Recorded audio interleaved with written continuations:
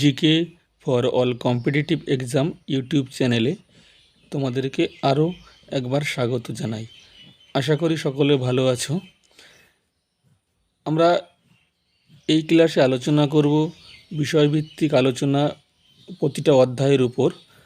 আমাদের আজকের অধ্যায় ভারতের অবস্থান ও বিস্তার। ভারতের অবস্থান ও বিস্তার এই অধ্যায়ের উপরে যাবতীয় প্রশ্ন নিয়ে আমাদের আজকের ক্লাস। ভিডিওটি না টেনে সম্পূর্ণটা দেখো, তোমাদের খুবই কাজে লাগবে। প্রথম প্রশ্ন, মাদ্রাজের নাম কবে আনুষ্ঠানিকভাবে তামিলনাড়ু হয়? মাদ্রাজের নাম তামিলনাড়ু কবে হয়? এই প্রশ্নের সঠিক উত্তর হবে অপশান সি, 1969 সালে। 1969 সালে মাদ্রাজ রাজ্যের নাম আনুষ্ঠানিকভাবে তামিলনাড়ু হয়। 1950 সালের 26শে জানুয়ারি মাদ্রাজ রাজ্য গঠন করা হয়। পরবর্তীকালে 1969 সালের 14ই জানুয়ারি মাদ্রাজের নাম পরিবর্তন করে তামিলনাড়ু রাখা হয়। পরের প্রশ্ন, কবে পূর্ণাঙ্গ রাজ্য হিসাবে তেলেঙ্গানা আত্মপ্রকাশ করে? এই প্রশ্নের সঠিক উত্তর হবে 2014 সালে। আমরা সকলেই জানি 2014 সালের 1 জুন তেলেঙ্গানা রাজ্যটি গঠিত হয়। পূর্বাতন অন্ধ্রপ্রদেশ রাজ্য ভেঙে নতুন তেলেঙ্গানা রাজ্য গঠিত হয়। এই তেলেঙ্গানার প্রদেশের রাজধানী হায়দ্রাবাদ। যে হায়দ্রাবাদ শহরটি মুসি নদীর তীরে অবস্থিত এবং তেলেঙ্গানার হাইকোর্টও হায়দ্রাবাদ এবং তেলেঙ্গানা রাজ্যের রাজধানীও হায়দ্রাবাদ। হায়দ্রাবাদ শহরটি মুসি নদীর তীরে অবস্থিত এবং হায়দ্রাবাদের যমজ শহর বলা হয় সেকেন্দ্রাবাদকে। আমরা আরও বিস্তারিত আলোচনা করব পরবর্তী ক্লাসগুলিতে। তোমাদের কেমন লাগছে অবশ্যই কমেন্ট করে জানাবে। ভালো লাগলে চ্যানেলটি সাবস্ক্রাইব করবে এবং বন্ধুদের মধ্যে শেয়ার করবে। আমরা পরের প্রশ্নে আসছি, নিচের কোন রাজ্যটির মধ্য দিয়ে কর্কট ক্রান্তি রেখা অতিক্রম করেনি? অর্থাৎ নিচের কোন রাজ্যের মধ্য দিয়ে কর্কট ক্রান্তি যায়নি? উত্তর হবে ওড়িশা। ওড়িশা রাজ্যের মধ্য দিয়ে কর্কট ক্রান্তি রেখা যায়নি। কর্কট ক্রান্তি রেখা হলো 23.5 ডিগ্রি উত্তর অক্ষরেখা, যেটি ভারতের প্রায় মধ্যভাগ দিয়ে গেছে এবং এটি ভারতবর্ষের 8টি রাজ্যকে অতিক্রম করেছে। সে 8টি রাজ্যের নাম আমরা একবার দেখে নেব। রাজ্য 8টি হলো মিজোরাম, ত্রিপুরা, পশ্চিমবঙ্গ, ঝাড়খণ্ড, ছত্তিশগড়, মধ্যপ্রদেশ, রাজস্থান এবং গুজরাট। এবং এই কর্কট ক্রান্তি রেখাটি ভারতবর্ষের মাহিনতি এবং সুবর্ণরেখা নদীকে 2 বার অতিক্রম করেছে। কর্কট ক্রান্তি রেখা যেমন ভারতবর্ষের 8টি রাজ্যের মধ্য দিয়ে গেছে, সেরকম পশ্চিমবঙ্গেরও 5টি জেলার মধ্য দিয়ে কর্কট ক্রান্তি রেখা গেছে। সেই 5টি জেলা হলো নদিয়া, পূর্ব বর্ধমান, পশ্চিম বর্ধমান, বাঁকুড়া এবং পুরুলিয়া। এবং কর্কট ক্রান্তি রেখা সারা পৃথিবীর 16টি দেশের মধ্যে দিয়ে গেছে এবং 3টি মহাসাগর এবং 3টি মহাদেশের মধ্যে দিয়ে গেছে। এই নদিয়া জেলার কৃষ্ণনগর উপর দিয়ে এই রেখাটি গেছে এবং এই কর্কট ক্রান্তি রেখার দক্ষিণ অংশের জলবায়ু উষ্ণ প্রকৃতির এবং উত্তর অংশের জলবায়ু নাতিশীতোষ্ণ প্রকৃতির। আমরা পরের প্রশ্নে চলে যাব। দেখা যাক পরের প্রশ্ন কি আছে। পরের প্রশ্ন, সিকিম কত সালে ভারতবর্ষের অঙ্গরাজ্যের মর্যাদা লাভ করে? এই প্রশ্নের সঠিক উত্তর হবে 1975 সালে। 1975 সালে সিকিম ভারতবর্ষের অঙ্গরাজ্যের মর্যাদা লাভ করে। 1975 সালে সংবিধানের 36তম সংশোধনীর মাধ্যমে সিকিম ভারতের অন্তর্ভুক্ত হয় এবং 22তম রাজ্য হিসাবে ভারতবর্ষের অঙ্গরাজ্যের মর্যাদা লাভ করে। সিকিম, যার রাজধানী গ্যাংটক, এবং আয়তনের বিচারে ভারতের 27তম রাজ্য হল সিকিম, এবং জনসংখ্যার বিচারে ভারতবর্ষের ক্ষুদ্রতম রাজ্য সিকিম। এই সিকিমে কাঞ্চনজঙ্ঘা ন্যাশনাল পার্ক অবস্থিত, যেটি একটি ইউনেস্কো স্বীকৃত ওয়ার্ল্ড হেরিটেজ সাইট। আমরা পরের প্রশ্নে চলে আসব। দেখা যাক পরের প্রশ্ন কি আছে। পরের প্রশ্ন, নবগঠিত অন্ধ্রপ্রদেশ রাজ্য, অর্থাৎ অন্ধ্রপ্রদেশ ভাঙার পর একটা তেলেঙ্গানা হয়, একটা অন্ধ্রপ্রদেশ হয়। এই নবগঠিত অন্ধ্রপ্রদেশ রাজ্যের রাজধানীর নাম কি? এই প্রশ্নের সঠিক উত্তর হবে অমরাবতী। অমরাবতী অন্ধ্রপ্রদেশ রাজ্যের নতুন রাজধানী, এবং হায়দ্রাবাদ হচ্ছে তেলেঙ্গানা রাজ্যের রাজধানী।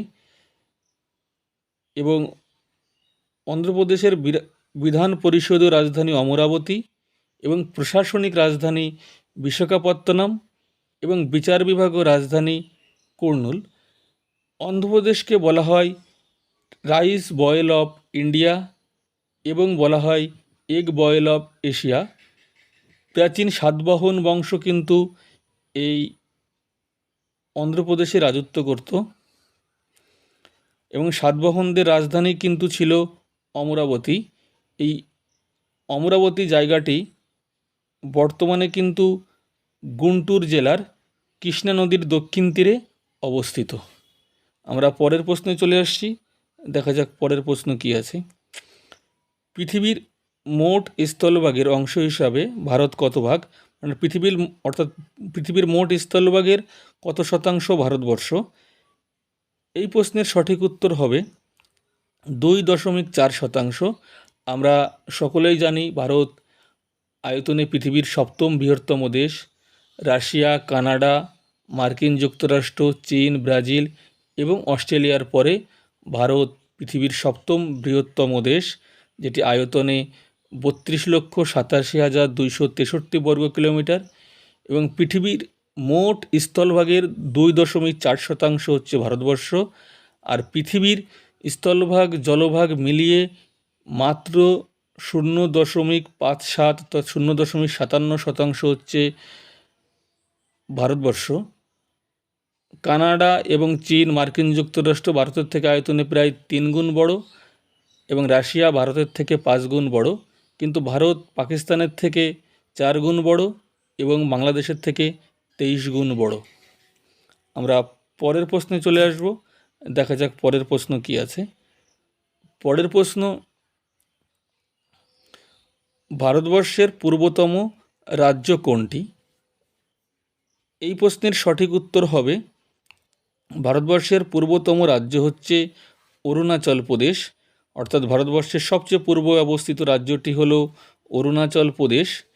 অরুণাচল প্রদেশের কিবুথু হলো ভারতবর্ষের পূর্বতম বিন্দু। আমরা দেখে নিই ভারতবর্ষের চার প্রান্তে 4টি বিন্দু কি আছে। ভারতবর্ষের উত্তরতম বিন্দু হচ্ছে লাদাখের ইন্দিরা কল, যেটি 37.37°6 উত্তর অক্ষাংশে অবস্থিত। ভারতবর্ষের দক্ষিণতম সীমা মূল ভূখণ্ডে তামিলনাড়ুর কন্যাকুমারী, যেটি ভারতবর্ষের দক্ষিণতম বিন্দু মূল ভূখণ্ডে। এবং ভারতবর্ষের মূল ভূখণ্ডের বাইরে, অর্থাৎ গ্রেট নিকোবর, আন্দামান নিকোবর দ্বীপপুঞ্জের গ্রেট নিকোবরের ইন্দিরা পয়েন্ট বা পিগমিলিয়ন পয়েন্ট, যেটি ভারতবর্ষের দক্ষিণতম বিন্দু। ভারতবর্ষের পশ্চিমতম বিন্দু হল গুজরাটের গোহার মটর, যেটি 68°7 পূর্ব অক্ষাংশে অবস্থিত। এবং এটা আমরা প্রথমে আলোচনা করেছিলাম, ভারতবর্ষের পূর্বতম বিন্দু হচ্ছে অরুণাচল প্রদেশের কিবিথু। ভারতবর্ষের প্রথম সূর্যের আলো পড়ে অরুণাচল প্রদেশে, সেই জন্য রাজ্যের এরকম নামকরণ করা হয়েছে। অরুণাচল প্রদেশের রাজধানী ইটানগর। তোমাদের কেমন লাগছে আলোচনা বা ক্লাস? কোথায় অসুবিধা হচ্ছে একটু কমেন্ট করে জানাবে। আমরা পরের প্রশ্নে চলে আসছি। দেখা যাক পরের প্রশ্ন কি আছে। পরের প্রশ্ন, কোন স্থানের পরিপ্রেক্ষিতে ভারতের প্রমাণ সময় গণনা করা হয়? ভারতের প্রমাণ সময় কোন স্থানের পরিপ্রেক্ষিতে গণনা করা হয়? এই প্রশ্নের সঠিক উত্তর হবে এলাহাবাদ। এলাহাবাদের পরিপ্রেক্ষিতে ভারতবর্ষের প্রমাণ সময় গণনা করা হয়। এলাহাবাদের দ্রাঘিমা 82°30' পূর্ব, যা ভারতের প্রমাণ দ্রাঘিমা দ্বারা হয়। এই এলাহাবাদ জায়গাটি উত্তরপ্রদেশে অবস্থিত। এলাহাবাদের নিকটবর্তী মির্জাপুর নামক একটি জায়গা, সেই জায়গার উপর দিয়ে এই ভারতের প্রমাণ দ্রাঘিমা কল্পনা করা হয়েছে এবং গ্রিনিচের সময়ের সঙ্গে ভারতের সময় 5 ঘন্টা 30 মিনিট এগিয়ে আছে। ভারতের দ্রাঘিমা রেখাটি ভারতবর্ষের মোট 5টি রাজ্যের মধ্য দিয়ে গেছে। এই 5টি রাজ্য হল মধ্যপ্রদেশ, উত্তরপ্রদেশ, ছত্তিশগড়, উড়িষ্যা এবং অন্ধ্রপ্রদেশ। এবং এই উত্তরপ্রদেশের এলাহাবাদের নিকট মির্জাপুর, যার দ্রাঘিমাংশ 82°30' পূর্ব, সেই স্থানের পরিপ্রেক্ষিতে ভারতের প্রমাণ দ্রাঘিমা কল্পনা করা হয়, যে সময়টি গ্রিনিচের সময় থেকে 5 ঘন্টা 30 মিনিট এগিয়ে। এবং কলকাতার দ্রাঘিমা 88°30' পূর্ব, যার পার্থক্য এলাহাবাদের সময়ের থেকে 6 ডিগ্রি। সেই হিসাবে এলাহাবাদের থেকে কলকাতার সময়ের পার্থক্য 1 ডিগ্রিতে 4 মিনিট, অর্থাৎ 6 ডিগ্রিতে মোট 24 মিনিট। অর্থাৎ কলকাতার থেকে এলাহাবাদের সময়ের পার্থক্য 24 মিনিট এবং গ্রিনিচের সঙ্গে কলকাতার সময়ের পার্থক্য 5 ঘন্টা 54 মিনিট। আমরা পরের প্রশ্নে আসছি। পরের প্রশ্ন, 2001 সালে মধ্যপ্রদেশ রাজ্য ভেঙে নতুন কোন রাজ্য গঠিত হয়েছে? অর্থাৎ 2001 সালে মধ্যপ্রদেশ রাজ্যটি ভাগ হয় এবং ভাগ হওয়ার পর কোন রাজ্যটি গঠিত হয়? এই প্রশ্নের সঠিক উত্তর হবে ছত্তিশগড়। 2001 সালে মধ্যপ্রদেশ রাজ্যটি ভেঙে ছত্তিশগড় রাজ্যটি গঠন হয়েছিল।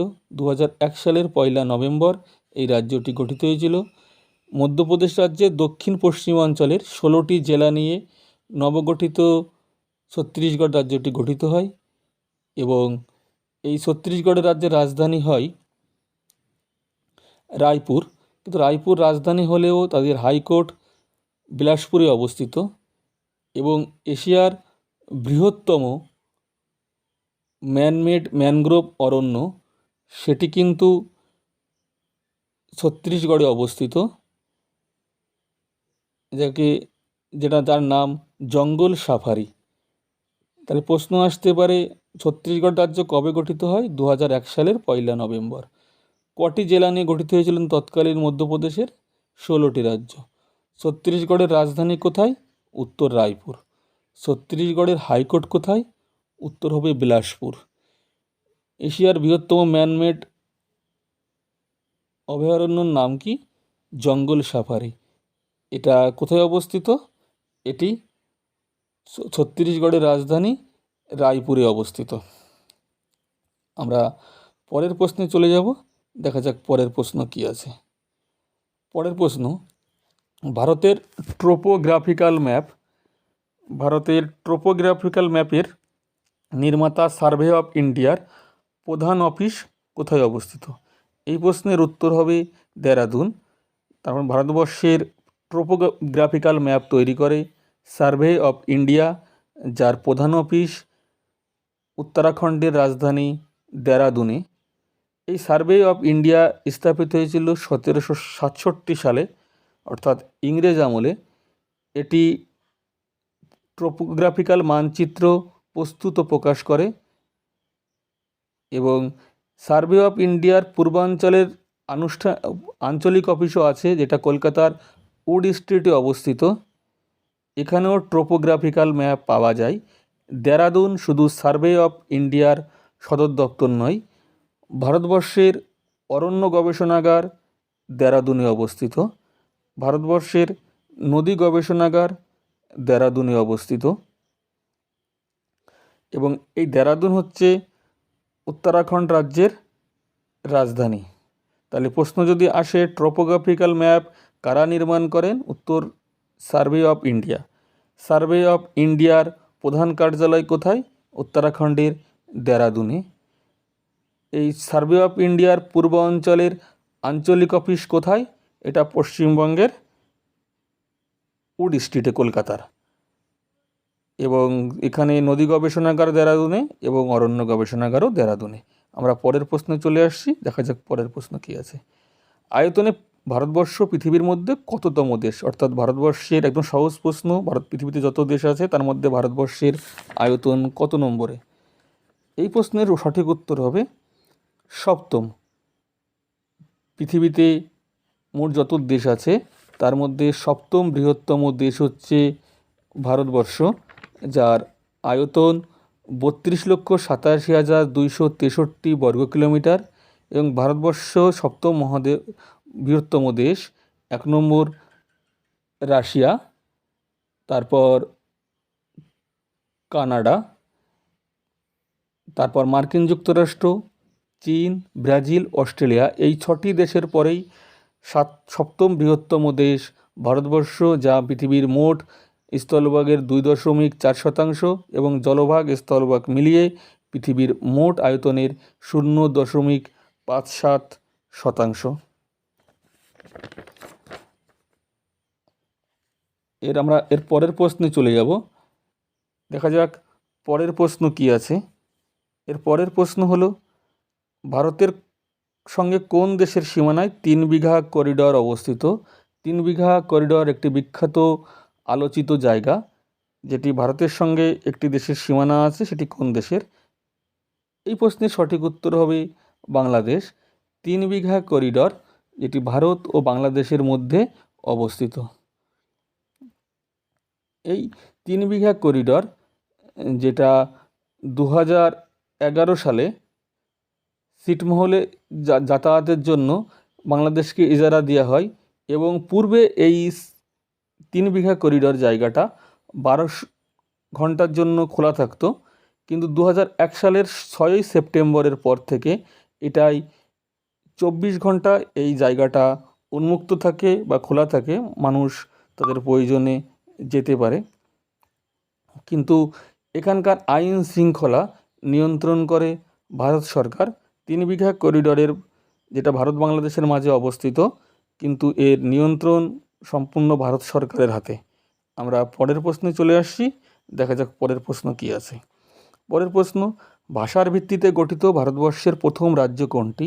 অর্থাৎ ভারতবর্ষের প্রথম ভাষাভিত্তিক রাজ্য কোনটি? এই প্রশ্নের সঠিক উত্তর হবে অন্ধ্রপ্রদেশ। অন্ধ্রপ্রদেশ ভারতবর্ষের প্রথম ভাষাভিত্তিক রাজ্য। 1953 সালের 1 অক্টোবর তৎকালীন মাদ্রাজ রাজ্য ভেঙে অন্ধ্রপ্রদেশ রাজ্যটি গঠিত হয়েছিল। আমরা একটু আগে পড়েছিলাম 1969 সালে মাদ্রাজের নাম আনুষ্ঠানিকভাবে তামিলনাড়ু হয়। সেই মাদ্রাজ রাজ্য ভেঙে 1953 সালে ভারতের প্রথম ভাষাভিত্তিক রাজ্য অন্ধ্রপ্রদেশ গঠিত হয়। এটি তেলেগু ভাষার ভিত্তিতে গঠন হয়েছিল।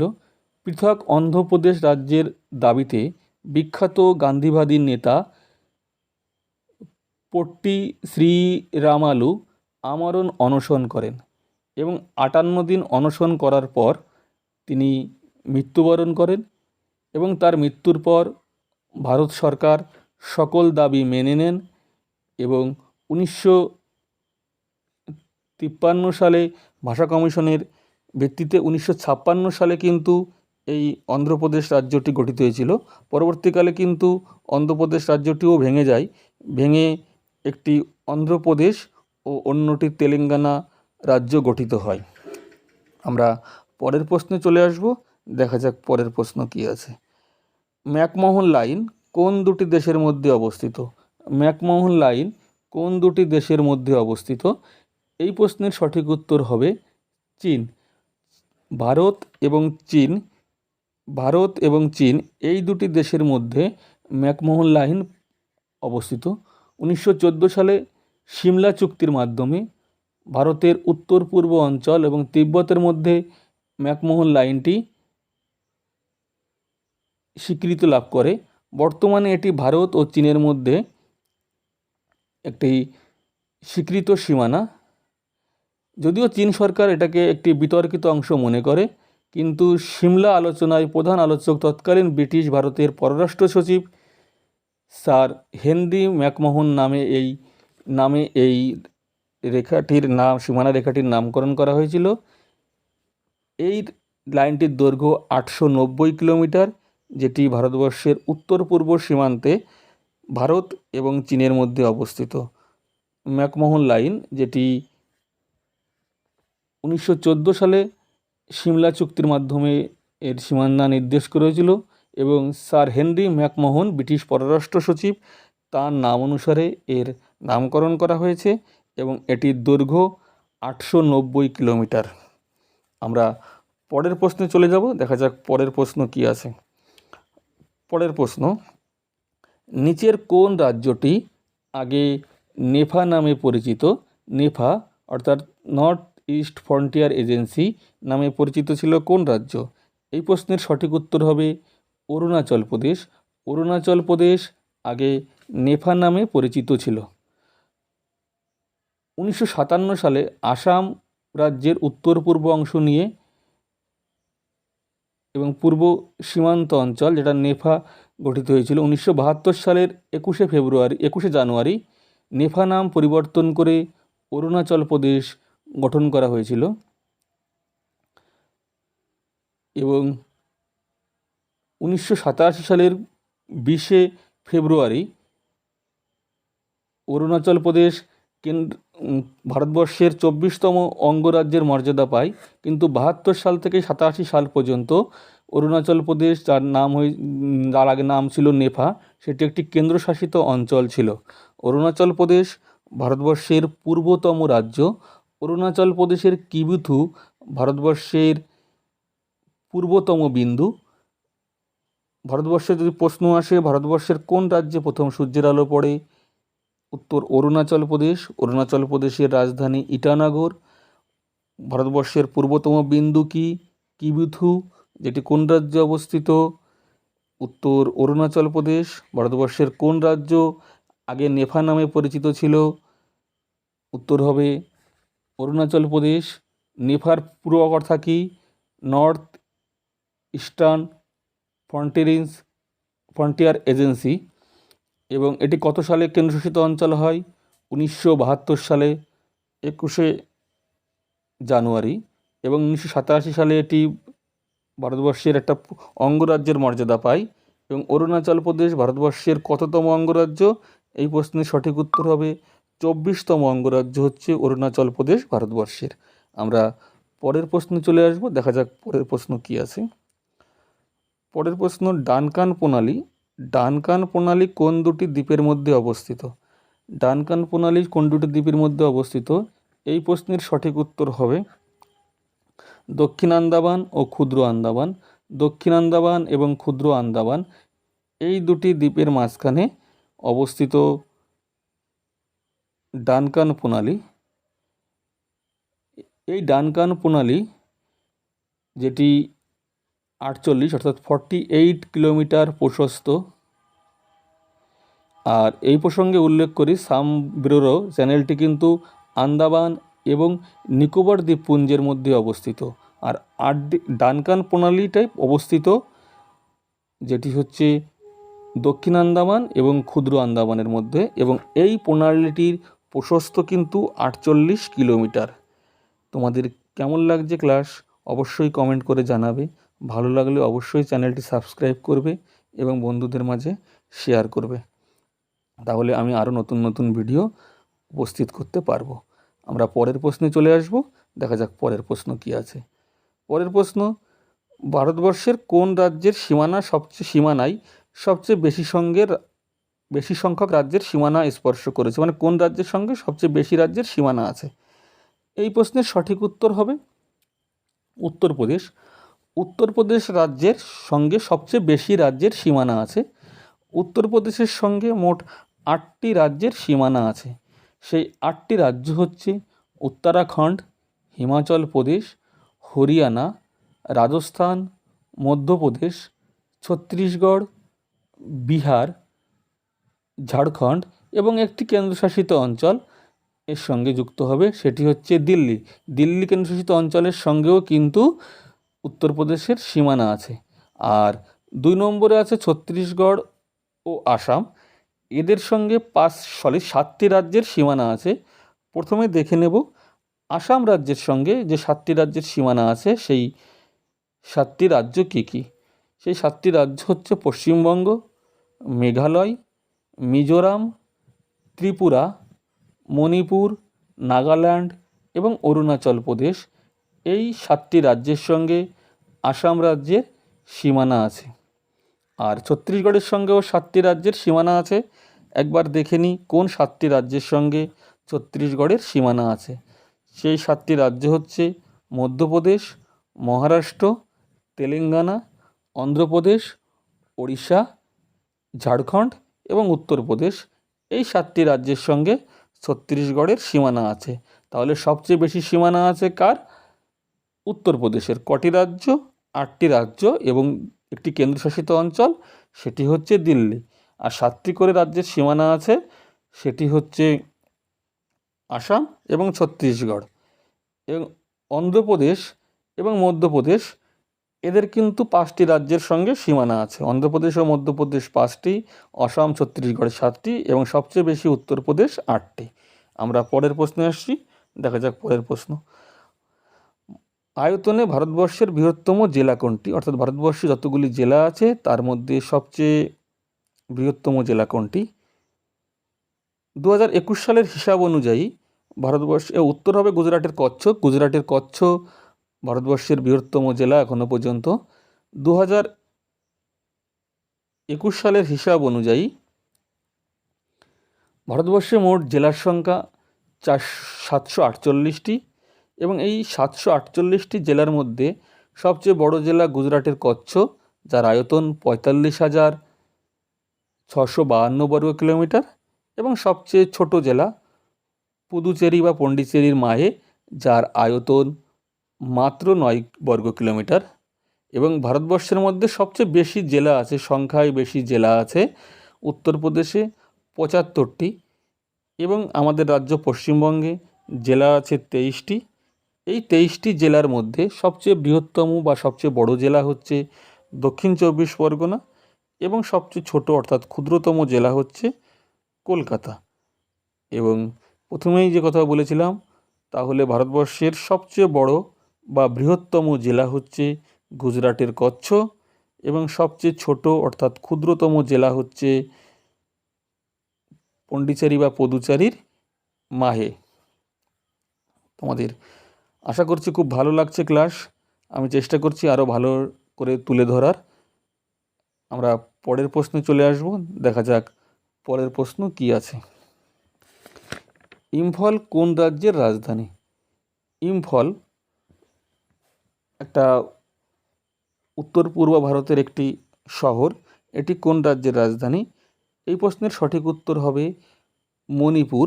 মণিপুর রাজ্যের রাজধানী হচ্ছে ইম্ফল। উত্তর ভারতের 7টি রাজ্য একত্রে তাকে 7 সিস্টার বলা হয়। আমরা দেখে নেব কোন 7টি রাজ্যকে একত্রে 7 সিস্টার বলা হয়। মণিপুরও তাদের একটা অংশ এবং সেই রাজ্যগুলির রাজধানী কী? অরুণাচল প্রদেশ, তার রাজধানী ইটানগর। আসাম, যার রাজধানী দিসপুর। মেঘালয়, 3 নম্বরে মেঘালয়, যার রাজধানী শিলং। 4 নম্বর মণিপুর, যার রাজধানী ইম্ফল, এই প্রশ্নে যেটা আলোচিত হয়েছে। 5 নম্বর মিজোরাম, যার রাজধানী আইজল। 6 নম্বর নাগাল্যান্ড, যার রাজধানী কোহিমা। 7 নম্বর ত্রিপুরা, যার রাজধানী আগরতলা। এই 7টি রাজ্যকে একত্রে বলা হয় 7 সিস্টার তা যদি প্রশ্ন আসে সেভেন সিস্টার কোন 7টি রাজ্য, লিখে দেবে অরুণাচল প্রদেশ, আসাম, মেঘালয়, মণিপুর, মিজোরাম, নাগাল্যান্ড এবং ত্রিপুরা। এই 7টি রাজ্যকে একত্রে বলে সেভেন সিস্টার। যেটা মূল প্রশ্ন ছিল, ইম্ফল কোন রাজ্যের রাজধানী? উত্তর মণিপুর। এবং অরুণাচল প্রদেশের রাজধানী ইটানগর, ত্রিপুরার রাজধানী আগরতলা এবং নাগাল্যান্ডের রাজধানী কোহিমা। আমরা পরের প্রশ্নে চলে আসছি, দেখা যাক পরের প্রশ্ন কি আছে। পরের প্রশ্ন, নিচের কোনটি কেন্দ্রশাসিত অঞ্চল নয়? যে নিচে যে 4টে রাজ্য বা কেন্দ্রশাসিত অঞ্চলের নাম দেওয়া আছে তার মধ্যে কোনটি কেন্দ্রশাসিত অঞ্চল নয়? এই প্রশ্নের সঠিক উত্তর হচ্ছে ত্রিপুরা। ত্রিপুরা ভারতবর্ষের একটি অঙ্গরাজ্য, এটি কোনো কেন্দ্রশাসিত অঞ্চল নয়। আমরা দেখে নেব ভারতবর্ষের যে কটি কেন্দ্রশাসিত অঞ্চল আছে। ভারতবর্ষের মোট 28টি রাজ্য এবং 8টি কেন্দ্রশাসিত অঞ্চল আছে। আমরা দেখে নেব সেই 8টি কেন্দ্রশাসিত অঞ্চলগুলি কি কি, তাহলে পরবর্তী প্রশ্নে আমরা বুঝে নিতে পারবো যে কোনটি কেন্দ্রশাসিত অঞ্চল আর কোনটি কেন্দ্রশাসিত অঞ্চল নয়। লাদাখ, যেটি ভারতবর্ষের বর্তমানে বৃহত্তম কেন্দ্রশাসিত অঞ্চল, যার রাজধানী লেহ। 2 জম্মু ও কাশ্মীর, যার রাজধানী শ্রীনগর। এগুলো সব কেন্দ্রশাসিত অঞ্চলের তালিকা। 3 আন্দামান ও নিকোবর দ্বীপপুঞ্জ, যার রাজধানী পোর্ট ব্লেয়ার। 4 দিল্লি, দিল্লির রাজধানী দিল্লি জাতীয় রাজধানী অঞ্চল। এরপর 5 নম্বরে দাদরা ও নগর হাভেলি, দমন এবং দিউ, এদের রাজধানী দমন। পুদুচেরি বা পন্ডিচেরি, যার রাজধানী পুদুচেরি, এটিও একটি কেন্দ্রশাসিত অঞ্চল। 7 চণ্ডীগড়, যার রাজধানী চণ্ডীগড়। 8 লাক্ষাদ্বীপ, যার রাজধানী কাভারাত্তি, এবং লাক্ষাদ্বীপ হচ্ছে ভারতবর্ষের সবচেয়ে ক্ষুদ্রতম কেন্দ্রশাসিত অঞ্চল। একটু আগেই বলেছি বৃহত্তম কেন্দ্রশাসিত অঞ্চল লাদাখ এবং ক্ষুদ্রতম কেন্দ্রশাসিত অঞ্চল লাক্ষাদ্বীপ। এবং এখানে একটা বিশেষ আশ্চর্য বিষয়, 7 নম্বরে নাম বলেছিলাম চণ্ডীগড়। চণ্ডীগড় নিজে একটি কেন্দ্রশাসিত অঞ্চল, তবু চণ্ডীগড় 2টি অঙ্গরাজ্যের রাজধানী, পাঞ্জাব এবং হরিয়ানার রাজধানী কেন্দ্রশাসিত অঞ্চল চণ্ডীগড়। আমরা পরের প্রশ্নে চলে আসছি, দেখা যাক পরের প্রশ্ন কি আছে। ভারতের পূর্বতম এবং পশ্চিমতম বিন্দুর মধ্যে সময়ের পার্থক্য কত? ভারতবর্ষের পূর্বতম এবং পশ্চিমতম বিন্দু এর সময়ের পার্থক্য কত? উত্তর 1 ঘন্টা 57 মিনিট। আমরা আগে আলোচনা করেছি ভারতবর্ষের পূর্বতম বিন্দু হল অরুণাচল প্রদেশের কিবুথু এবং পশ্চিমতম বিন্দু হল গুজরাটের গোহারমাথর। এই দুটি স্থানের সময়ের পার্থক্যই হচ্ছে 1 ঘন্টা 57 মিনিট। আমরা জানি 1 ডিগ্রি দ্রাঘিমায় সময়ের পার্থক্য 4 মিনিট এবং ভারতবর্ষের পূর্বতম স্থানের দ্রাঘিমা 57 ডিগ্রি 25 মিনিট পূর্ব এবং পশ্চিম দিকের স্থানের দ্রাঘিমা 67 ডিগ্রি 7 মিনিট পূর্ব, অর্থাৎ দ্রাঘিমার পার্থক্য 19 ডিগ্রি 18 মিনিট পূর্ব। এবং এই 1 ডিগ্রিতে সময়ের পার্থক্য যেহেতু 4 মিনিট এবং এই 29 ডিগ্রি 18 মিনিটে সময়ের পার্থক্য হবে 1 ঘন্টা 17 মিনিট। আমরা পরের প্রশ্ন চলে আসছি, দেখা যাক পরের প্রশ্ন কি আছে। আদম ব্রিজ কোন দুটি স্থানের মধ্যে অবস্থিত? এই প্রশ্নের সঠিক উত্তর হবে ভারত এবং শ্রীলঙ্কা।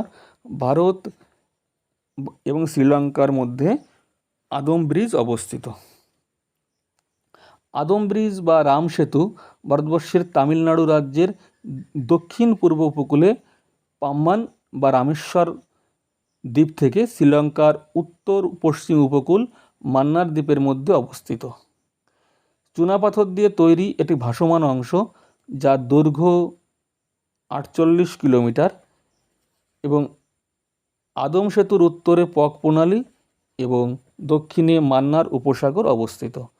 তাহলে আদম সেতু কোন দুটি স্থানের মধ্যে অবস্থিত? ভারত এবং শ্রীলঙ্কা। আদম সেতু বা আর এক নাম কি আদম সেতু? রাম সেতু। এই আদম সেতু বা রাম সেতুর দৈর্ঘ্য কত? উত্তর 48 কিলোমিটার। এটি চুনাপাথর দিয়ে তৈরি একটি ভাসমান অংশ। আমরা পরের প্রশ্ন চলে আসবো, দেখা যাক পরের প্রশ্ন কি আছে। 10 ডিগ্রি চ্যানেল কোন দুটি স্থানের মধ্যে অবস্থিত? 10 ডিগ্রি চ্যানেল কোন দুটি স্থানের মধ্যে অবস্থিত? এই প্রশ্নের সঠিক উত্তর হবে আন্দামান আর নিকোবর। আন্দামান ও নিকোবর দ্বীপপুঞ্জের মধ্যে অবস্থিত 10 ডিগ্রি চ্যানেল, যেটি 150 কিলোমিটার চওড়া এবং এর মধ্য দিয়ে 10 ডিগ্রি উত্তর অক্ষাংশ চলে গেছে, তাই এটিকে বলা হয় 10 ডিগ্রি চ্যানেল। আন্দামান, যেটি ভারতবর্ষের একটি কেন্দ্রশাসিত অঞ্চল, আন্দামান ও নিকোবর মিলে, যাদের রাজধানী পোর্ট ব্লেয়ার, এবং আন্দামানের সর্বোচ্চ শৃঙ্গ শ্যাডেল পিক এবং নিকোবরের সর্বোচ্চ শৃঙ্গ মাউন্ট থুলিয়ের, এবং এই নিকোবরের একদম দক্ষিণাংশ পিগমিলিয়ন পয়েন্ট বা ইন্দিরা পয়েন্ট, যেটি ভারতবর্ষের দক্ষিণতম অংশ, এই আন্দামান ও নিকোবরের মাঝখানে অবস্থিত 10 ডিগ্রি চ্যানেল, যার মধ্য দিয়ে 10 ডিগ্রি উত্তর অক্ষরেখায় গেছে। আমরা পরের প্রশ্নে আসছি। পরের প্রশ্ন, ভারতবর্ষের উপকূল রেখার মোট দৈর্ঘ্য কত? অর্থাৎ ভারতবর্ষ সঙ্গে উপকূল রেখা আছে, সমুদ্রের যোগ আছে, সেটার দৈর্ঘ্য কত? উত্তর 7500 কিলোমিটার। ভারতবর্ষের উপকূল রেখার মোট দৈর্ঘ্য 7500 কিলোমিটার। আমরা সকলেই জানি ভারতবর্ষের যে মূল ভূখণ্ড, সেখানে উপকূল রেখার দৈর্ঘ্য 6100 কিলোমিটার, এবং লাক্ষাদ্বীপ, আন্দামান, নিকোবর এই সমস্ত দ্বীপ নিয়ে উপকূল রেখার দৈর্ঘ্য হচ্ছে 716.6 কিলোমিটার। এবং ভারতের এই 9টি রাজ্যের উপকূলবর্তী 9টি রাজ্যের এই উপকূল রেখা আছে, এবং এই 9টি রাজ্যের মধ্যে সবচেয়ে দীর্ঘতম উপকূল রেখা গুজরাটের উপকূল রেখা সবচেয়ে দীর্ঘ, এবং ভারতের স্থলসীমার দৈর্ঘ্য 15,200 কিলোমিটার। দেখা যাক প্রশ্ন কী আছে। আমরা পরের প্রশ্নে চলে আসব, দেখা যাক পরের প্রশ্ন কী আছে। ভারতবর্ষের কেন্দ্রে অবস্থান করার জন্য কোন স্থানকে 0 মাইল সেন্টার বলা হয়? ভারতবর্ষের 0 মাইল সেন্টার কোনটি? এই প্রশ্নের সঠিক উত্তর হবে নাগপুর। মহারাষ্ট্রের নাগপুরকে ভারতবর্ষের 0 মাইল সেন্টার বলা হয়। 1907 সালে ব্রিটিশরা এই 0 মাইল সেন্টারের ধারণার প্রবর্তন করেছিলেন।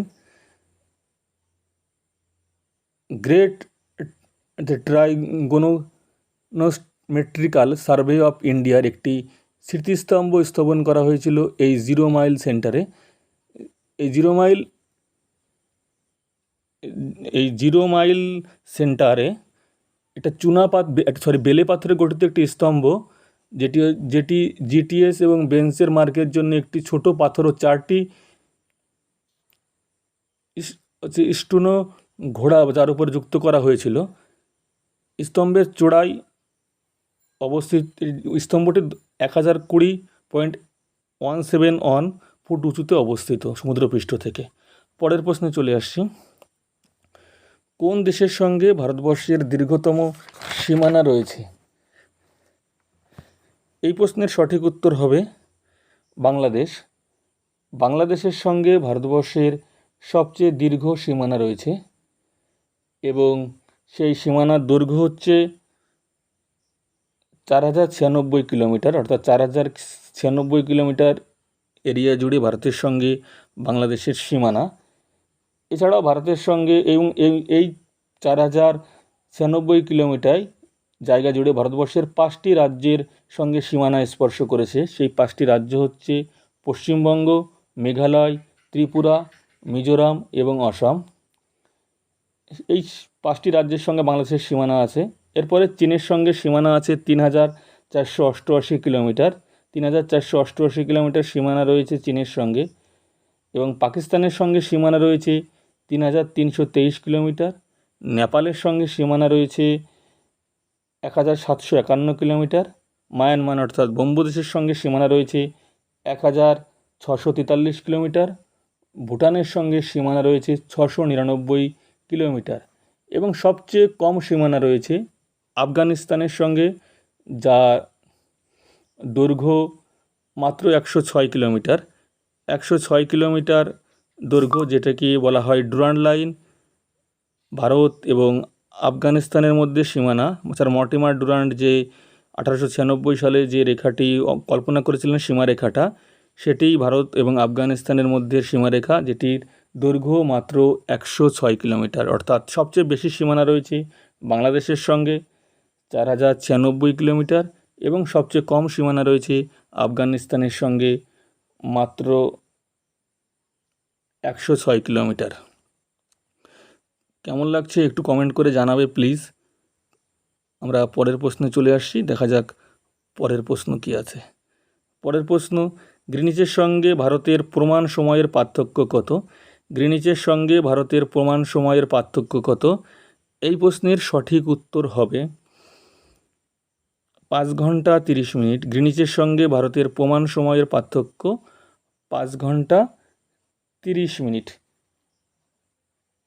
এবং আমরা একটু আগেই আলোচনা করেছিলাম অন্য একটি প্রশ্নে যে গ্রিনিচ 1 ডিগ্রিতে সময়ের পার্থক্য হয় 4 মিনিট এবং গ্রিনিচের 0 ডিগ্রি গ্রিনিচের স্থানীয় মান দ্রাঘিমা এবং ভারতের স্থানীয় দ্রাঘিমা 82 ডিগ্রি 30 মিনিট পূর্ব, যেটাকে সময় পার্থক্য বের করলে 330 মিনিট হয় এবং এই 330 মিনিটকে ঘন্টায় পরিণত করলে হয় 5 ঘন্টা 30 মিনিট। অর্থাৎ গ্রিনিচের সময় থেকে ভারতের সময় 5 ঘন্টা 30 মিনিট এগিয়ে এবং এই স্থানটি হলো ভারতবর্ষের প্রমাণ দ্রাঘিমা যে স্থানের পরিপ্রেক্ষিতে মাপা হয়, সেটা হচ্ছে উত্তরপ্রদেশের এলাহাবাদের কাছে মির্জাপুর নামক স্থান। আমরা পরের প্রশ্ন চলে আসছি, দেখা যাক পরের প্রশ্ন কী আছে। ভারতের কোন রাজ্যের উপকূল রেখা দীর্ঘতম? ভারতবর্ষের কোন রাজ্যের উপকূল রেখা দীর্ঘতম?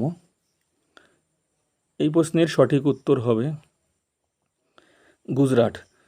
গুজরাট রাজ্যের উপকূল রেখা দীর্ঘতম, কারণ গুজরাট রাজ্যের ভারতবর্ষের মোট 9টি রাজ্যের উপকূল রেখা আছে মূল ভূখণ্ডে এবং এই 9টি রাজ্য হল গুজরাট, অন্ধ্রপ্রদেশ, তামিলনাড়ু, মহারাষ্ট্র, কেরালা, উড়িষ্যা, কর্ণাটক, পশ্চিমবঙ্গ এবং গোয়া।